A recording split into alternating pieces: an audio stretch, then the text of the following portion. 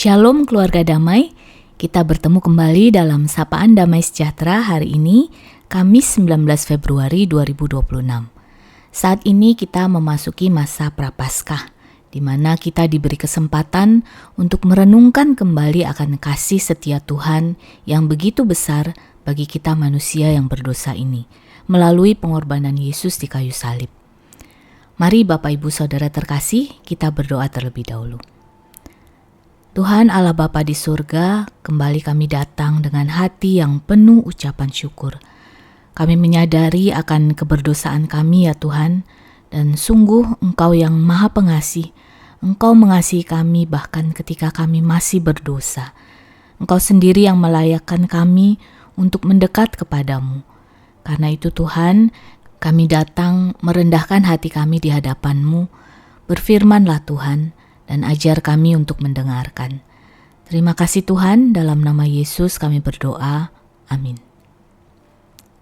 Bapak Ibu Saudara yang terkasih, masa Prapaskah adalah waktu untuk menyiapkan hati, bukan hanya untuk mengingat penderitaan Kristus, tetapi juga untuk merenungkan kasih Allah yang telah dirancang sejak semula.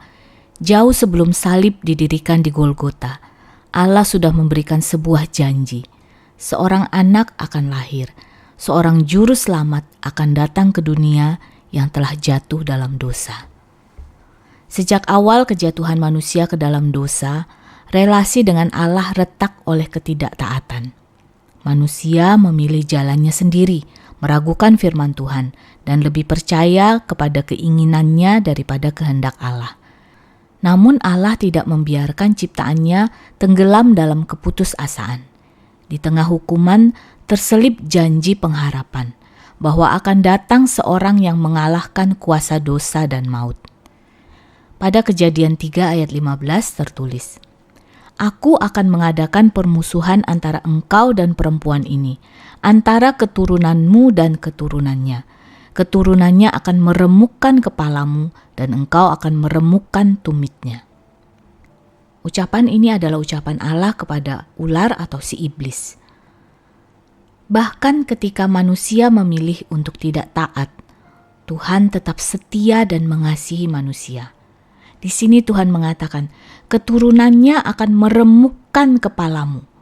Inilah janji Allah akan datangnya juru selamat yang akan mengalahkan kuasa dosa dan maut dan menyelamatkan setiap orang yang percaya, sehingga kita boleh kembali bersekutu dengan Allah. Janji tentang keselamatan itu memang tidak langsung digenapi. Berabad-abad berlalu, generasi demi generasi datang dan pergi. Bangsa Israel berulang kali jatuh dalam penyembahan berhala, ketidaktaatan, dan pemberontakan. Mereka sering berpaling dari Tuhan, tetapi Tuhan tidak pernah berpaling dari mereka. Kesetiaannya tidak bergantung pada kesetiaan manusia. Melalui para nabi, Allah terus mengingatkan umatnya bahwa janji itu masih hidup. Seorang anak akan lahir, seorang juru selamat akan datang. Yesaya 9 ayat 5 mengatakan, "Sebab seorang anak telah lahir untuk kita, seorang putra telah diberikan untuk kita. Lambang pemerintahan ada di atas bahunya, dan namanya disebutkan orang Penasihat ajaib, Allah yang perkasa, Bapa yang kekal, Raja damai." Allah menyatakan kesetiaannya ketika janji itu akhirnya digenapi. Bukan dengan cara yang megah, melainkan melalui kelahiran seorang bayi yang lemah dan sederhana. Sang bayi yang dijanjikan lahir ke dunia yang penuh dosa, dunia yang sering menolak Allah. Namun Allah tetap datang menghampiri. Ironisnya, manusia yang menerima janji itu justru kembali menunjukkan ketidaksetiaan. Banyak yang menolak Yesus, meragukannya, bahkan meninggalkannya. Namun Yesus tetap melangkah menuju salib. Ia setia sampai akhir. Kesetiaannya tidak berhenti ketika manusia gagal, tetapi justru dinyatakan melalui pengorbanannya. 2 Timotius 2 ayat 13 mengatakan, "Jika kita tidak setia, Dia tetap setia, karena Dia tidak dapat menyangkal dirinya." Bapak Ibu Saudara yang terkasih, Dalam masa Prapaskah ini, mari kita bertanya dengan jujur kepada diri kita sendiri. Seberapa setia kita kepada Tuhan? Seringkali kita setia ketika keadaan baik, tetapi mulai menjauh ketika doa terasa tidak dijawab. Kita berjanji mengikut Tuhan, tetapi mudah tergoda untuk hidup menurut kehendak sendiri.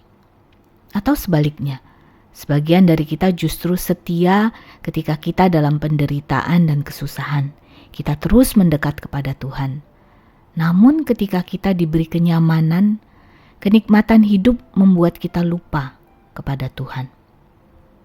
Atau mungkin kita terlalu sering mendengar tentang kasih dan kesetiaan Tuhan, sehingga kita menganggap remeh. Pengorbanan Kristus menjadi hal yang terdengar ringan dan biasa, sehingga kita tidak lagi bersyukur, bahkan mungkin berulang kali jatuh ke dalam dosa yang sama. Bapak, Ibu, Saudara yang terkasih, Allah yang setia itu dengan kasih dan kesabarannya tetap memanggil kita. Prapaskah menjadi undangan untuk memperbarui komitmen kita. Belajar setia bukan karena kita kuat, tetapi karena kita bersandar pada Allah yang setia. Menanggapi kesetiaannya dengan hidup yang taat, rendah hati, dan setia dalam perkara kecil maupun besar. Di hadapan Yesus, Sang Bayi yang dijanjikan, yang telah menjadi juru selamat kita, marilah kita mempersembahkan kembali hidup kita, bukan sekedar kata-kata, tetapi komitmen nyata untuk setia berjalan bersama Tuhan hari demi hari. Mari kita berdoa.